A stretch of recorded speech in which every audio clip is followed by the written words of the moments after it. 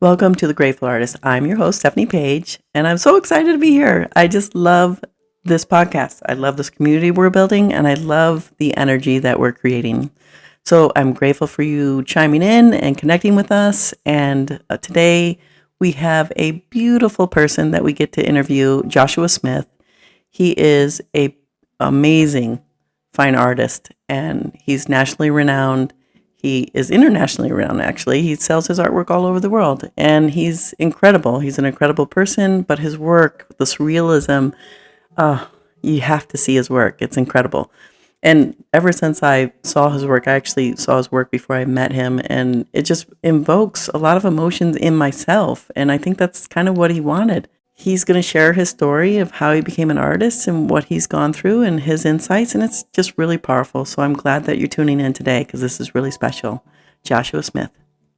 Hey, Joshua, thank you so much for showing up on our podcast today. Thank you. Hi, Stephanie. Thank you so much. I appreciate it. We're so grateful for your time, that's for sure. Well, I'm super excited about sharing your story because there's so much to, I mean, we probably could do about 10 podcasts about you, your life story, your work, just your work alone is so interesting. But Thank I you. guess what we want to start with is kind of your childhood. Like, can you tell us about your childhood and how you first discovered art? Hmm. Well, my parents were interior designers. So, when I was little, I was the only child, Right? and just they were both busy taking me on, appointments, and I was always seeing, furniture, art, architecture, all that Oh, right. stuff was just kind of part of my life. And, it wasn't something that I was particularly interested in. It was just one of those influences that you can't escape. And so as a kid, I was really into sports, and I, dreamed of being a basketball player. Really? Cool. And that was really where my focus was when I was growing up. When I was, little, you draw and you paint like all kids do. It wasn't anything exceptional. I like to do it, but I, wanted to grab the basketball and shoot outside. Yeah. So that was really what drove me. But when I think where things started to change was when I was a young adult or late teens. Okay. I started to work for my parents more often. I was always throughout my childhood working for them, but this time I was strong enough to be delivering all the furniture, and so I was, seeing the art that would go back and forth and looking at things and being, inspired by, oh wow, look at that painting, or Right. this is really cool. So it was just constantly seeing that and really loving that. But I was into sports, and Okay. I was studying sports medicine. I wanted to work with athletes, and I was a Oh, yeah. trainer and all that stuff. So it was like, I had a creative side that was interesting to me, and then this physical side. So it was balanced between, these different aspects of my life. But I didn't think I could do anything with that. It just kind of, I didn't want to be an interior designer. Okay. Yeah. So I really didn't know, like, I didn't think career-wise there was anything really until I was taking an elective class in art history, Oh, wow. and it was, required thing that I had to do, and I saw the sculptures by Michelangelo, Oh, yeah. and I was just, it was a, Renaissance and Baroque period that I was really interested in, the figurative stuff. And Right. I just thought, I imagined, like, just visualizing like what would have been like to be Michelangelo, to be Oh, my commissioned gosh. to do sculptures and marble. And I just dreamed about that. Like Wow. that would be the Okay. best job ever. Like I imagined doing that. And so it was kind of imprinted in my mind, like if I could do anything, I would do that. I was really focused on, okay, what I need to finish college and do all that, and focus on sports medicine. But I got burnt out. I was really motivated to try to finish school, so I was taking classes on the weekend. I just burned myself out, and I I think I was in organic chemistry, and I just hit a wall, and I said, I need a break. And so I finished that class, and then stopped going to school. And at the time, I was applying for a job at Southwest Airlines, and I was like, okay, well, I'm going to change careers from, doing, something sports medicine and maybe like just trying something new with airlines. And it turned out that they were just kind of giving me the runaround for a while, Okay. and I didn't get the job right away. So I had, been emotional about not wanting to do the sports medicine stuff. So I quit my job as a trainer, Oh, wow. and I didn't have a job. Okay. So I think I was 20, maybe about 20 at this time. I was, I need to pay my bills, pay for the apartment and Yeah, whatnot. right. So I went and I asked my dad, hey, can I deliver furniture again? And he said, we don't really need anybody, but you know what? We can have you in here $7 an hour. And this 1994 maybe or something Okay, like that. gotcha. And so I was just like, $7 an hour. Well, let me just do this until I get another job. And so I started doing that, delivering the furniture, and a lot of furniture came back damaged. Oh, okay. And so there was a guy that repaired furniture. He would, repair the chairs and, just change the finishes and repair scratches. And there was a guy, he just got backed Yeah, up. And so they said, hey, can you come in? You're pretty good with art. Can you come in and help out with that? And I'll show you what to do. right. And so he showed me how to fill holes with wood, and just working on finishes and things like that. So I started doing that, like, not as a full-time job, but a part-time thing on top of delivering the Okay. furniture. Right. And it was just, I just realized I could match color really well. I was pretty good at it. So I had, a lot of broken chairs, Right. that would come back, and sometimes I'd take them home and like work on them and let them sit and dry overnight. So, and then bring them back the next day. So I was taking work home. I was just seeing the broken chairs around. So that's kind of where the broken chairs come in with the paintings. But so I was doing that, and there was a painting that had a scratch all the way through it.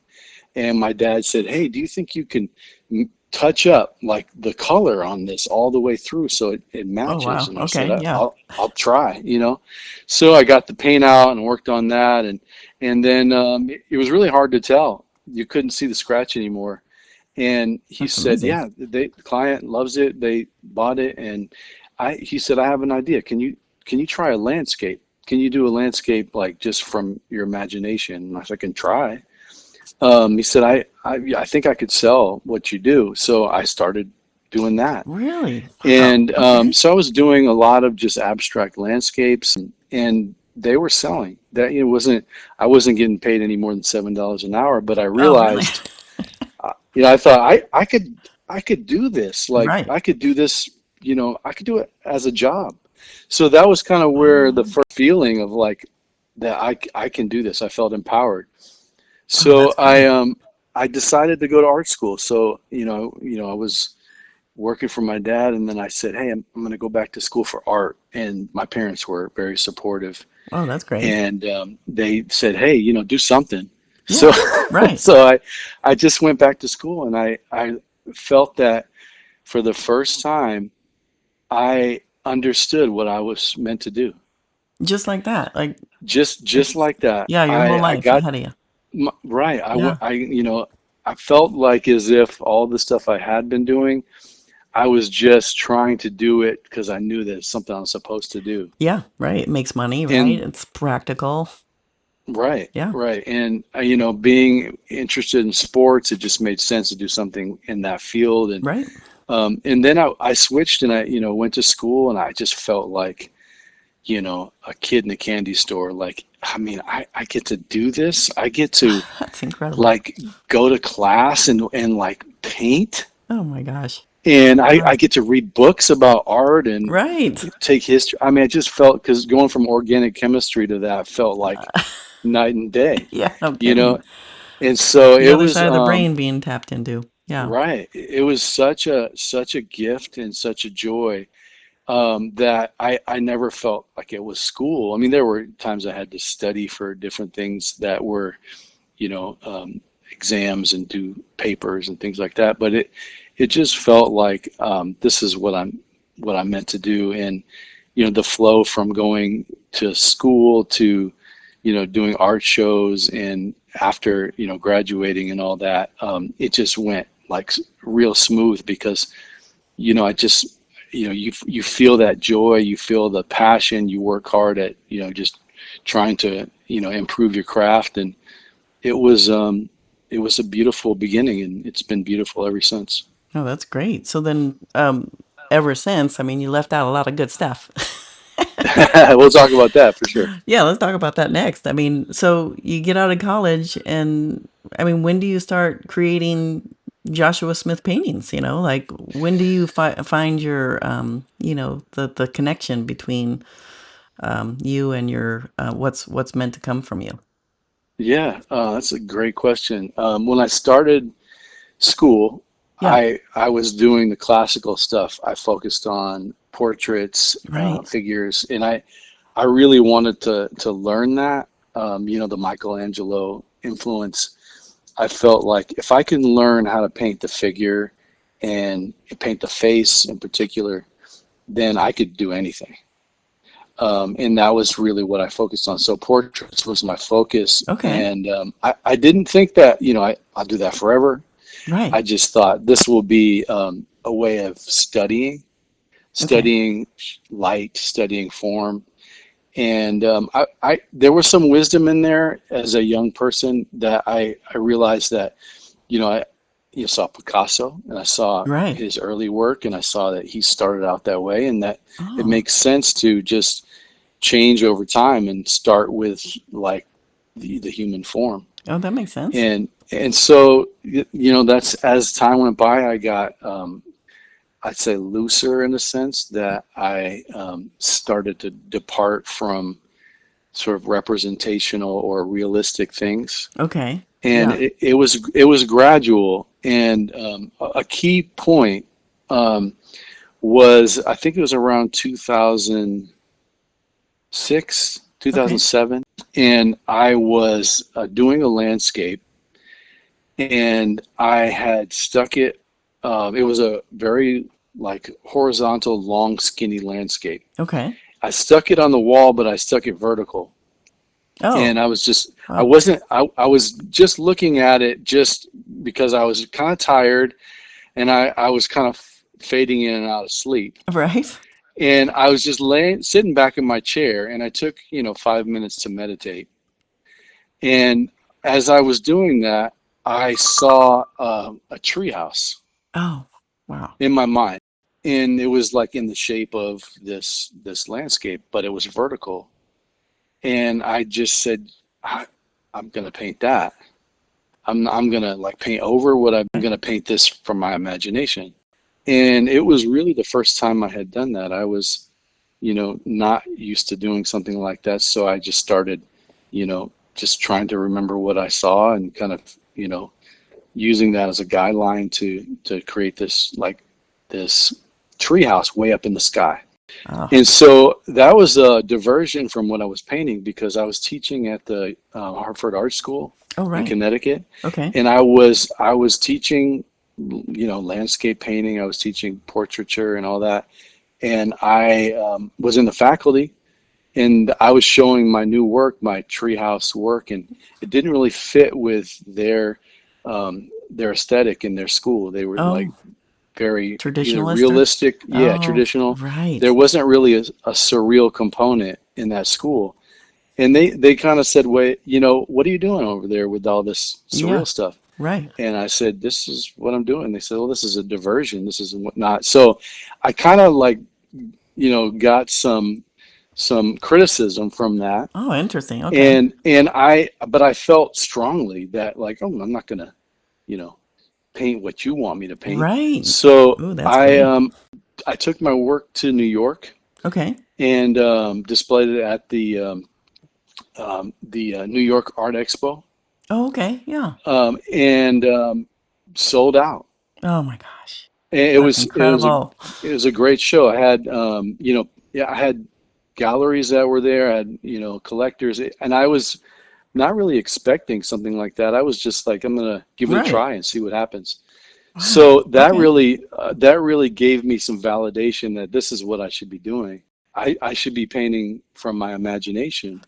Oh, that's amazing. And it kind of goes back to actually when I was even, I'd say probably 16 or 17, I would Okay. had really vivid dreams. Oh, okay. I can see And that. so I was always dreaming these really vivid dreams, and it just never stopped.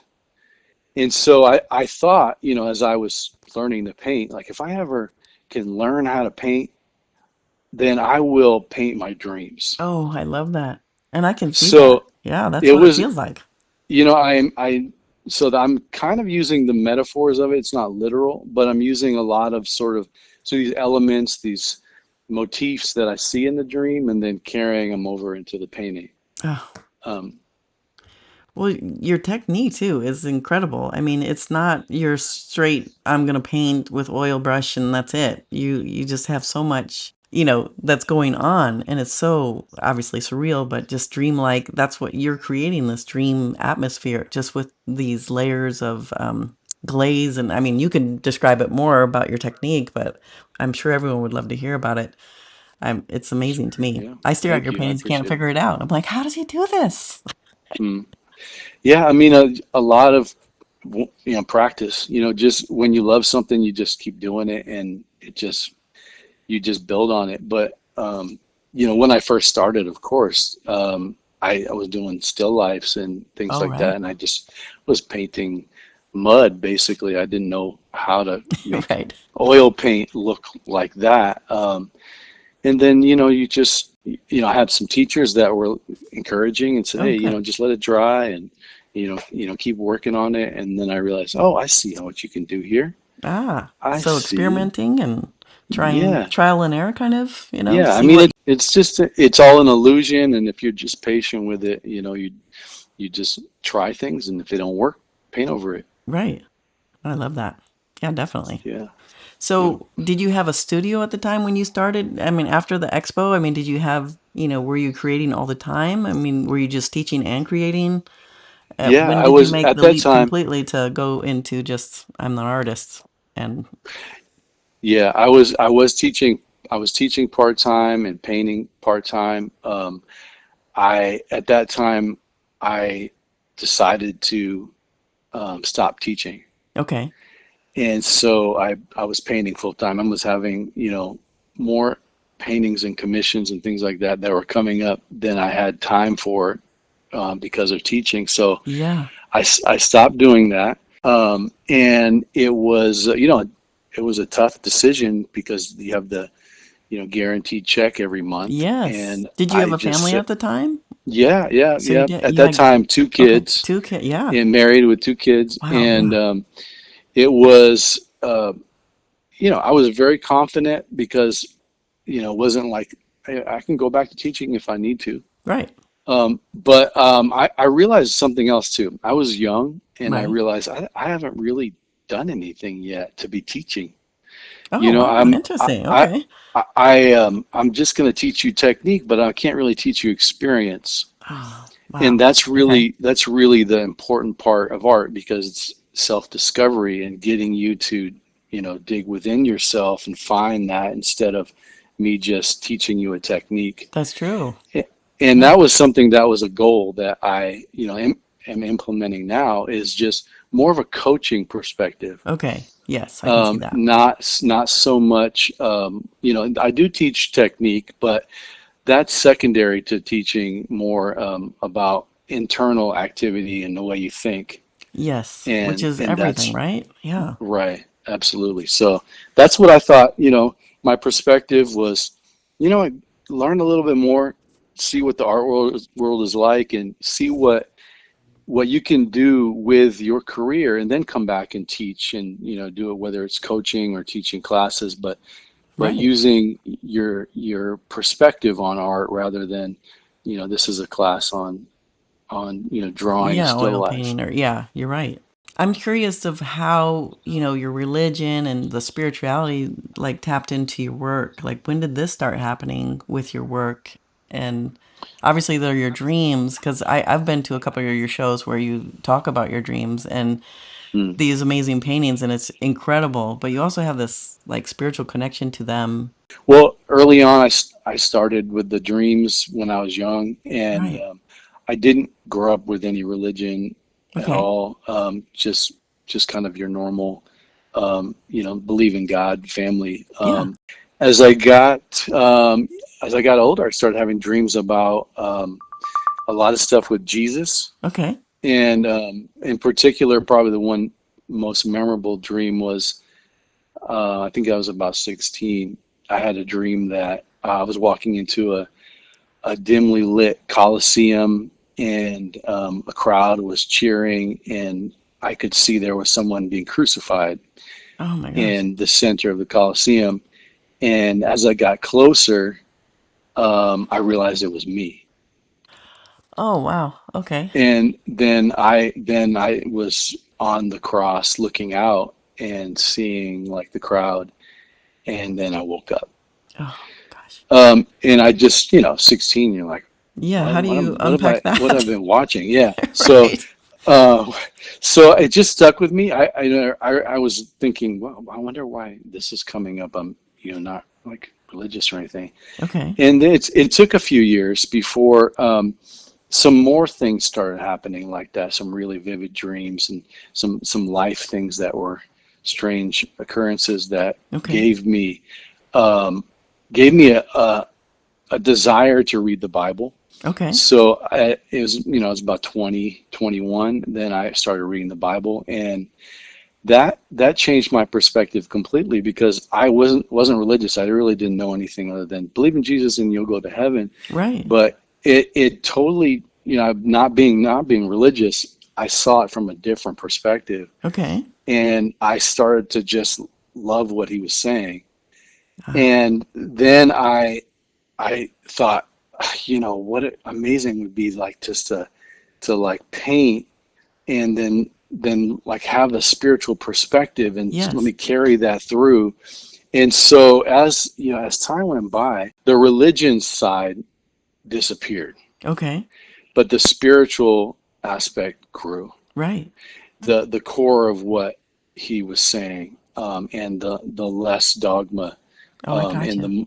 the more internal, the within the internal perspective took over, and that's where it is now. Oh, Long that's story short. beautiful. Yeah. Wow, that's amazing. Because you can feel that in your work. You can feel that spiritual connection that, it is ethereal in a way. And, there's a lot of magic with your work too. And emotion. I mean, is that where you're like, are you trying to, like, when you're creating, do you have a plan of what you want to invoke into the piece? Or do you just start painting and not sure what's going to happen? Yeah, yeah. Most of the time, I just start with some shapes. When I'm clear in my head, I just will have a blank canvas and just make some shapes or make some brush strokes. Even on like this recent painting that I'm working on, I just took the trowel with some paint and I just started making marks, and Yeah. then the painting came from that. Oh, cool. And I had no idea what I was going to paint Really? until it started. That Yeah, I and I can't wait mean to see that then. that's a departure from Yeah, it the is. the original. Like, okay, there's a person in front of you. First, draw the person, Yes. capture the shadows, and you do all that. So, but I mean, you have to, in order to do that, it takes confidence to be able to paint the figure and then transfer that to something completely different and intuitive. No, absolutely. I mean, you basically got all those magical tools and tricks of the trade and all these things that you learned technically, but then Hmm. you're putting in your freedom and you're letting go and you're kind of Right. you're not traditional following directions, which I absolutely love because that's kind of where a lot of I think your work stands out a lot more because it is not a streamlined this is this and this so I can tell exactly what he's doing. So your work is really impactful. And Thank you. I know people that collect your work and they just are obsessed with you. They love everything about it. And I think Mm. that uh, I mean, I obviously love your trees. I love everything that you do. I remember we were in a gallery once together. I can't remember what it was, but they wanted you just to get rid of the chairs and do landscape, and you're like, "Fuck you." You know? Do you remember that? Like, oh, they would love uh, your work if you just got rid of everything that you're about. It's like, yeah, oh my that God. happens. That happens. Yeah. Yeah. The funny thing is, as soon as you do that, then those aren't selling. It's the things Yeah. that, it's just life is interesting that way. You think you understand what something is the formula of this or that, but really just being authentic and not giving up and following a trajectory of like what's important to you. Right. And to me, being authentic to um, what comes out, not Yes. like, okay, this is, unless there's a commission where someone says, we love your chairs, we want a chair. And, Yeah. most of the time it's, we want a chair, but, go for it. Yeah. Do, That's great. and Gosh. so I have the freedom to try stuff that's, and then, 99% of the time, it turns out like they're like, this is beyond what we even expected. And I'm so grateful to have that opportunity to do something, from imagination that people trust that I can Right. pull it off to fit in their home. The pieces that you have and what you put in there, like you have the butterflies and birds and landscape and all those things. I mean, I just loved your mini butterflies that you painted or your teeny oak trees. I'm like, Mm, I just want one of these. mm, I mean, uh, but just you can paint on a 4x4 and it could be so powerful. The painting, like to me, it's like if I painted a 4x4, it would. I mean, I couldn't invoke that much, beauty and energy in such a small piece. But like everything you do is, no, to me, is thanks. beautiful. I admire you. I love where you're heading. I love your work. Anybody that sees your work, and we're actually going to put this on a YouTube, or we're going to be putting your work in as we speak. Oh, So this great. might be great for listeners to listen to and Mm, also see the art and what you've created and maybe videos and all that fun stuff. But I appreciate it. yeah, that's going to be fun. What do you think is your message that you want to give to viewers? Like what's your hope? Like you have your art in a gallery, someone comes up and just to look at your piece. What are you hoping they receive from you in your work? I think that I really want people to look within themselves for meaning. Oh yeah.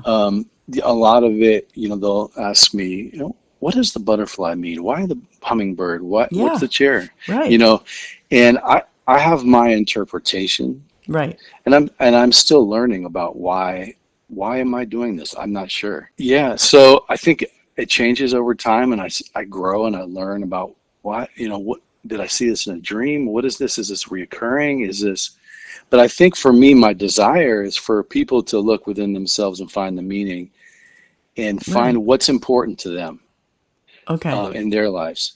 Right. Because I think that's really what connects people with the art is their personal meaning within it.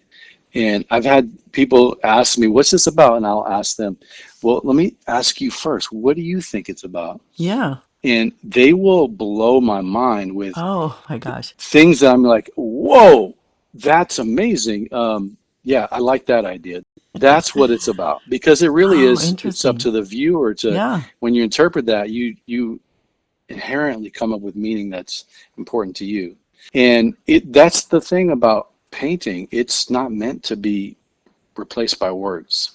That's true. You're speaking It's paint, already. Yeah. right? It's spoken with paint, and for me to say things, it happens all the time where I'll say something and like, oh, I didn't see that, and I'm like, oh, well, what did you see? So I think that's really, and I think more than anything that people not just have a meaning, but that it gives them a love for life even more. That they see that there's a balance with the light and dark. So there's dark shadows, and there's moments in your life Mm, where things are difficult, right. but that light emerges from that you're able to look at your life and see that there is hope. You can be inspired, you can start over, to love yourself. Right. and to persevere. And you know, we can change the world only by changing ourselves. That's true. And so if you feel inspired from that, that's ultimately I'm happy. Oh, that's beautiful. So, how did you get so wise? Like, I mean, with your work, like, how did you ever struggle? Are you a perfectionist, or was it just easy for you to create when you were starting to create your paintings that are in galleries and things like that? I mean, Oh, I mean, I have hundreds of paintings that just were never finished, and they really? were just just Okay. a train wreck. But that's part of the process. You know, I think of I'm a big fan of rock. You know, Oh, classic yeah. rock. Right. I love David Bowie. David Okay. Bowie's a great example because I Oh, think I love David that. Bowie did probably maybe a dozen, maybe 20 great songs, Right. but he had hundreds of terrible songs. Really? And Oh, I that, love that. that's how I see it compared to his, you know, so I'm saying that, you know, you have to try things, and he was someone who was trying things all the time Right. and experimenting, trying different creative techniques and just changing rhythms and all kinds of stuff. So I think that that's part of it, is not being afraid to try. You know, that's how I Yeah. got to where I am, is trying things that are you know, antithetical to what you've learned, like things Right. that are counter of you know what Yeah. you've been taught. So a true Um, curiosity as an artist. So right. I was it mean, always even like that though I'm just wondering, like, when you encountered paintings that didn't work, you were just like, "Okay, I accept it," or was it a battle to get to where you're talking about of like acceptance, like everything is it just something learned over time? I mean, how did you get to, you know, um, not being able to create what you want to envision? I can imagine your dreams are being very detailed and you want to have it on a canvas and you can't reach it. Like, what happens with you to get there or to I have accept it? so much to say about that. Okay, Yeah, I good. mean, we That's could what have we're a here whole for. nother podcast.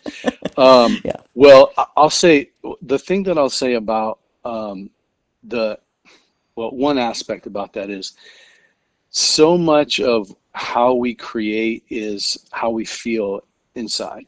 Okay. What we feel about ourselves, our mood, our feelings, our emotions. And if we're blocked, if we're struggling with life, Right. with our feelings and things like that, creating is going to be hard. Right.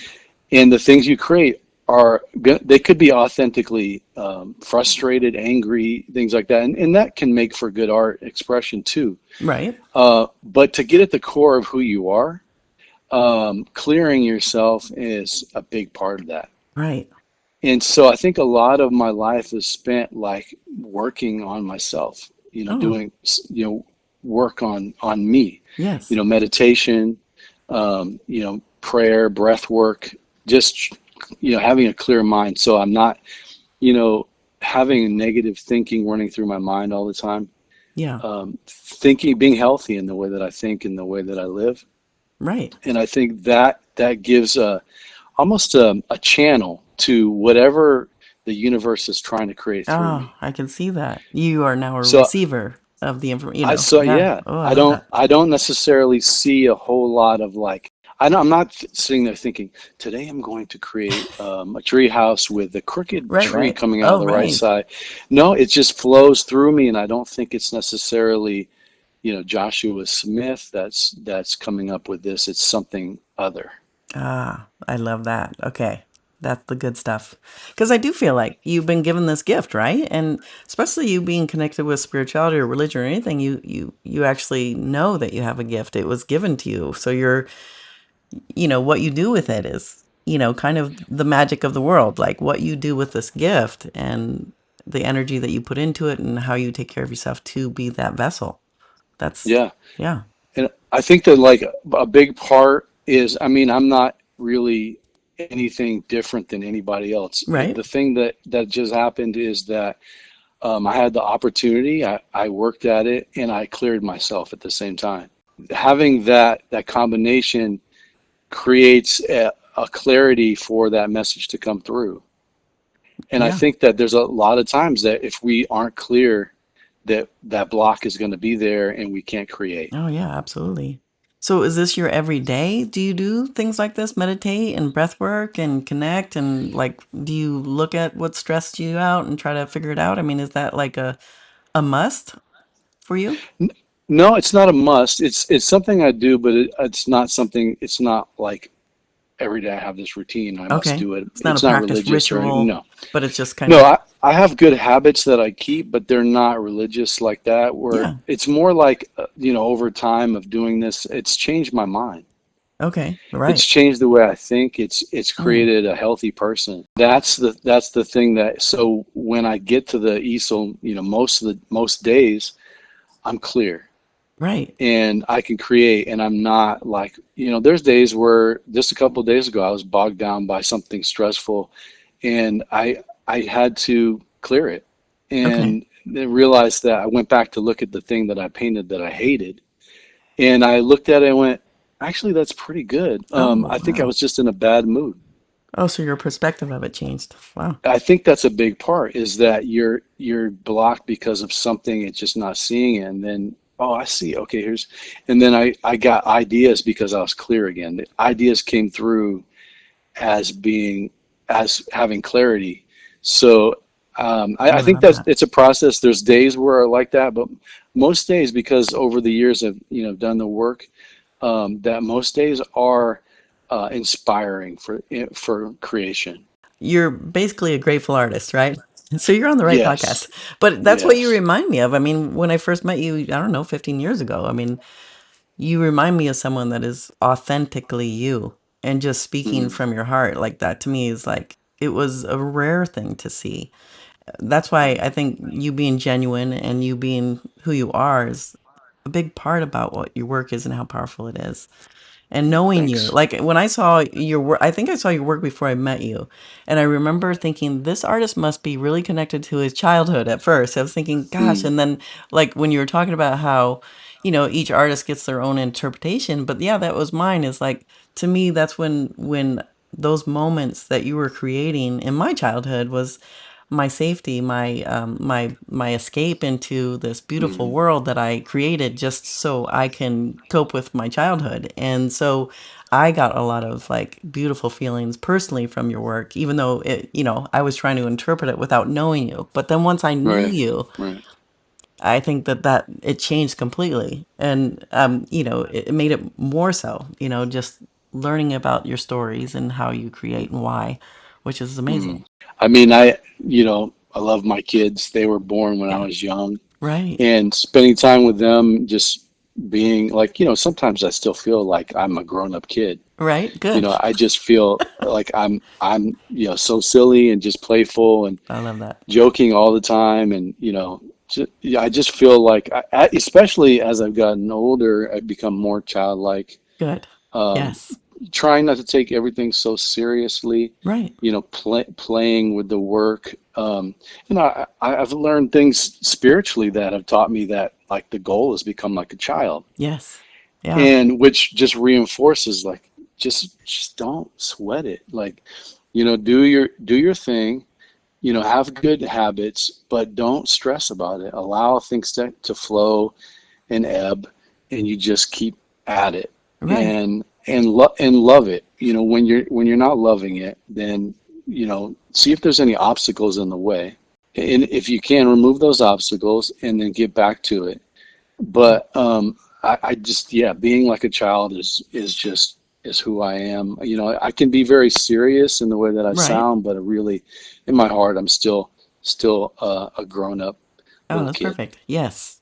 I like to say I'm immature and more immature than my own child, which is probably true in a lot of cases, but Yes, we me too. embarrass him everywhere we go, but we can't help it. But, he has a hard time. He's got a journey to find himself back there. He's years away from Yeah, it, and, yeah. and it's sad to see, when society comes in and takes away that Mm, free child that would create it or had, imaginations or dreams. And then all of a sudden you start falling in line and you start losing yourself. So it's like, right.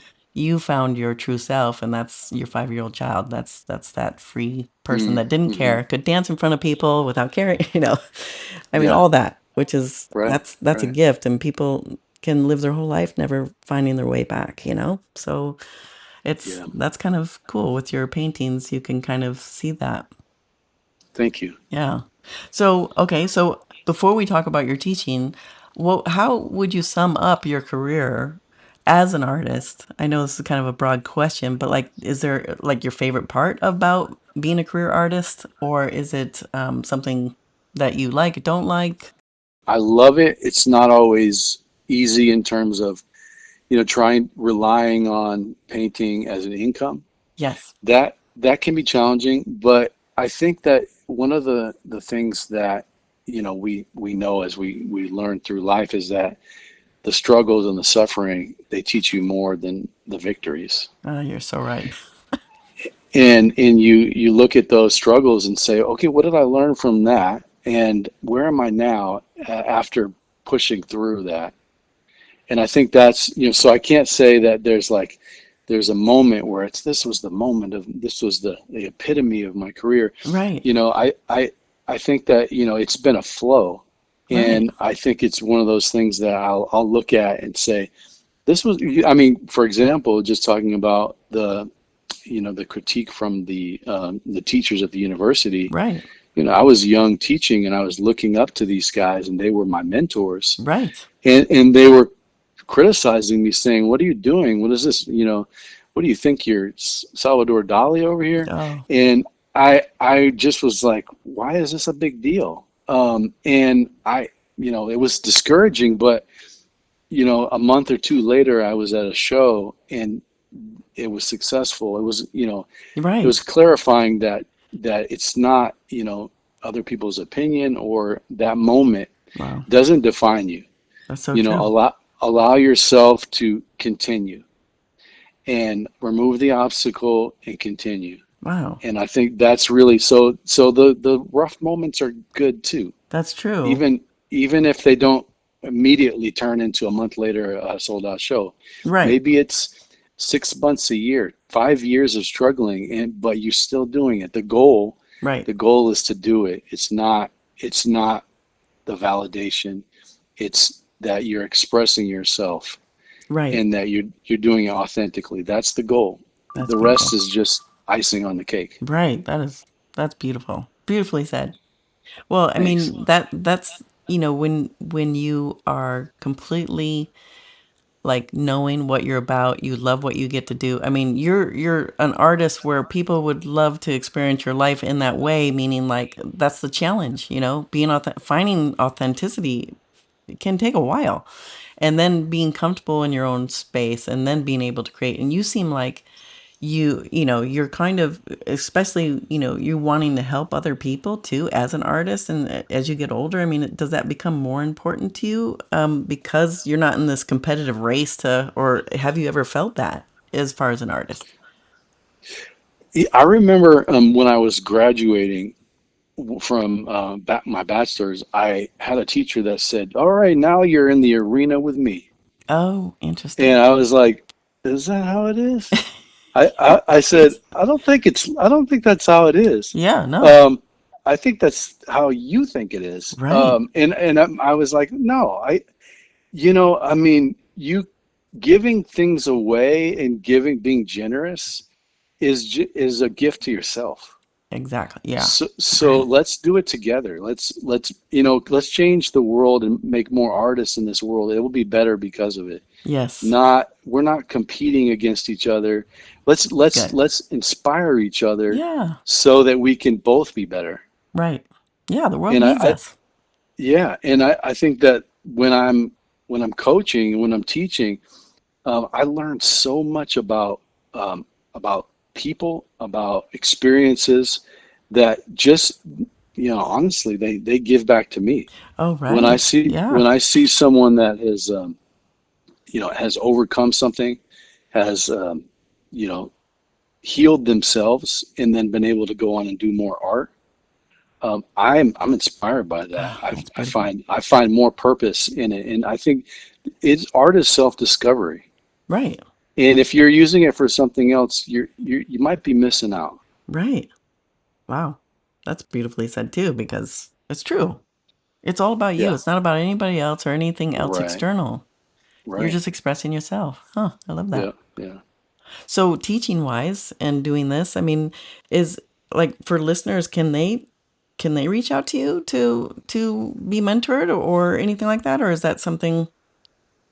Yeah, absolutely. I've been Oh, doing more of that. I've been focusing more on creativity coaching oh, cool. and teaching lately. Yeah, and it's something that I think what I've found most of the time is just getting to the root cause where there's creative blocks. Right, Exploring different ways of thinking about their art and their creative practice. And once that starts to clear, there's so much that they can do that they feel like, okay, I see I was making excuses, or there's this right, and that, and so it's really using the format of art to get to their personal growth, like internal growth. wow.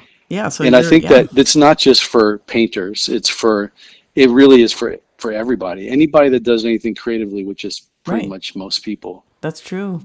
Yeah, Um, yeah, but finding like what is it that's stopping you from this? It's probably some thought process, some pattern that you've developed over time, and that you think is true, but it's not. ah, It's a it's a pattern that you've learned in your life, and let's clear that. Let's find out what can you do to clear that. How can you see things differently? So there's a lot of stuff with meditation and right, visualization, just creating healthy habits, as well as getting to the easel and doing the thing that you want to do.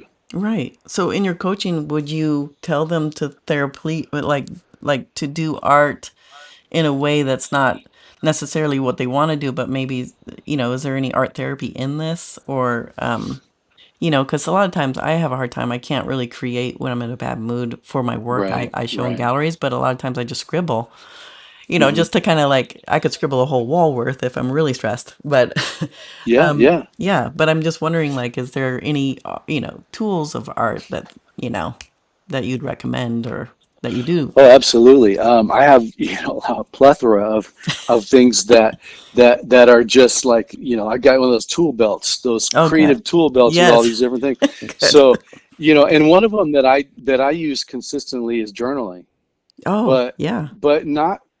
for me, not with words, but journaling with drawing or painting. Oh, So wow. I just have a piece of paper and I'll start doodling, and I will get things out. And usually it has some relevance to what's going on, whether it's good or bad. It'll come Right. out there, and I could say, oh, that's a key time where this was happening. And I look at the hundreds of journal entries that I have, Right. and I can go, yeah, that was a rough moment, but and I could see the change, how it shifted. That's a That's great incredible. one, and Yeah.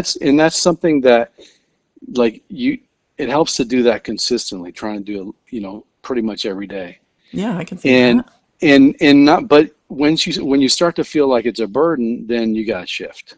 Oh, interesting. Okay. So, So you don't want to do things that are a burden. right.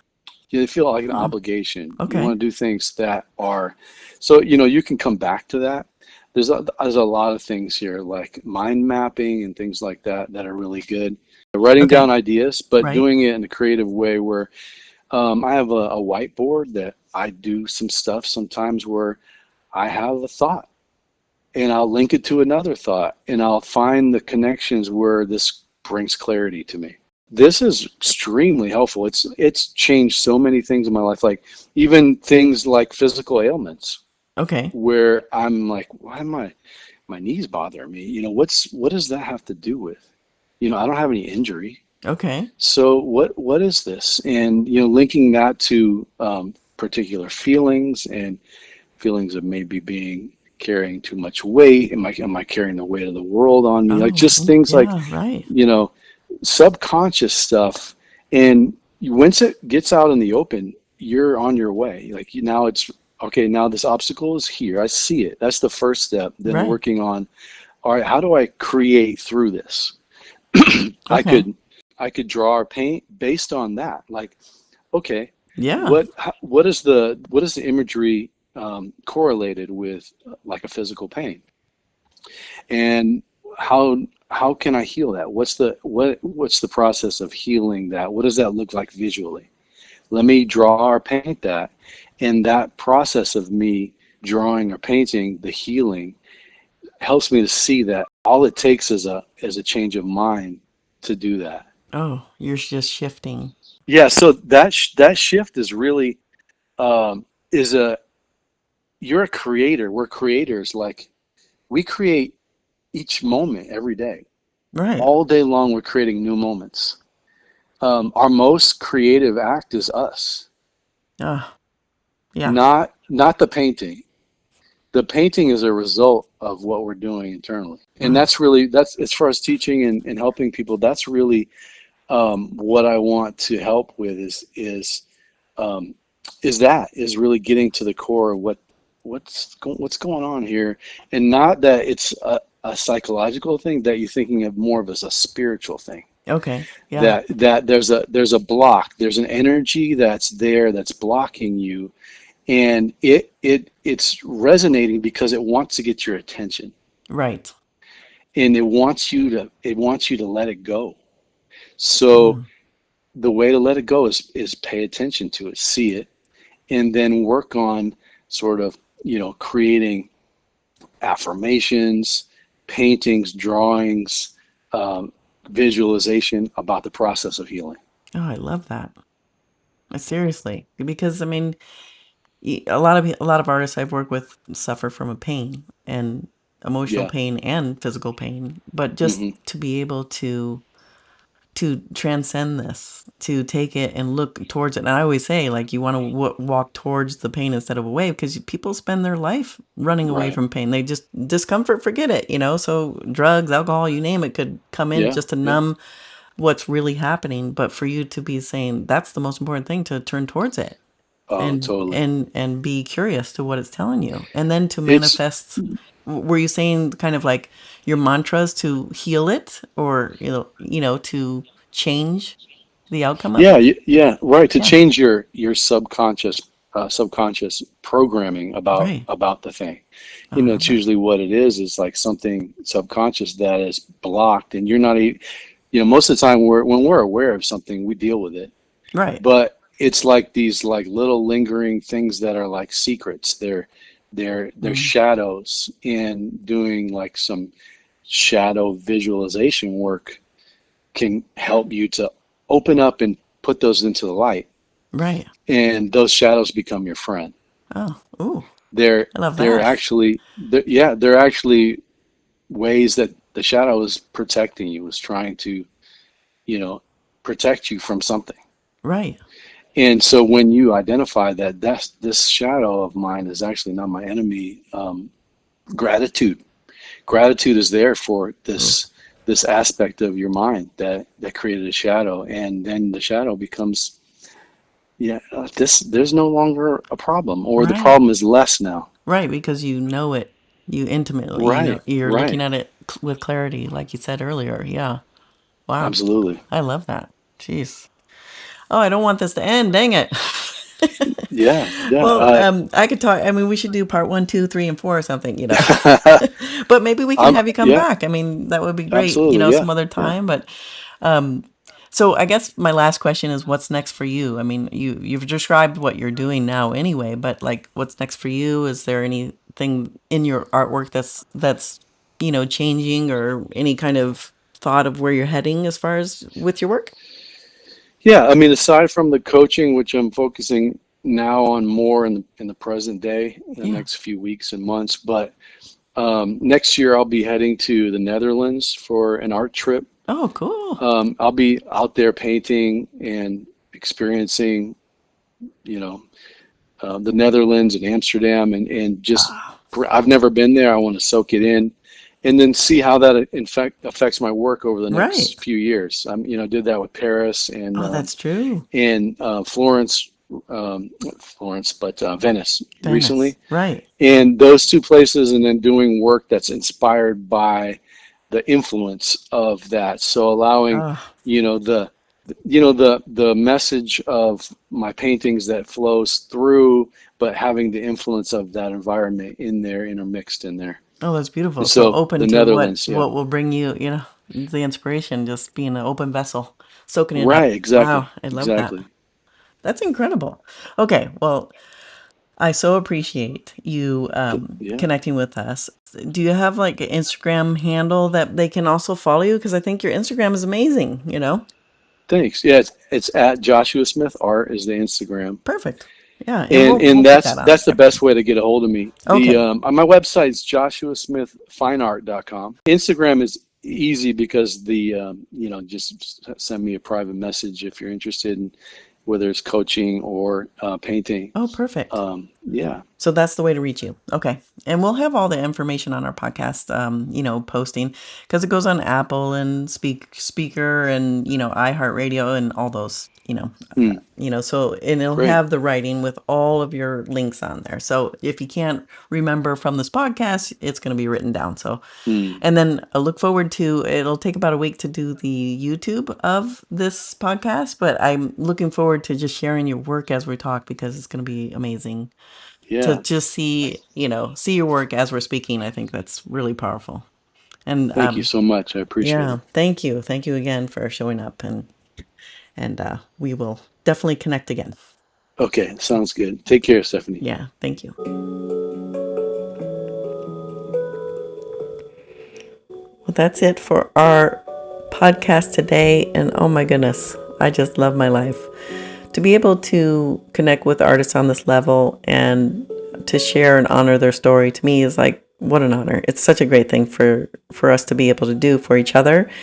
And, this community that we're building is beautiful. It's incredible. And Joshua's story, and he is kind of the perfect grateful artist that is living his life, being authentic, and giving what he's learned in his life away, and affecting people in a positive way. And that's why we're on earth. That's why we're here. That's why we created this podcast. That's why I wrote my book.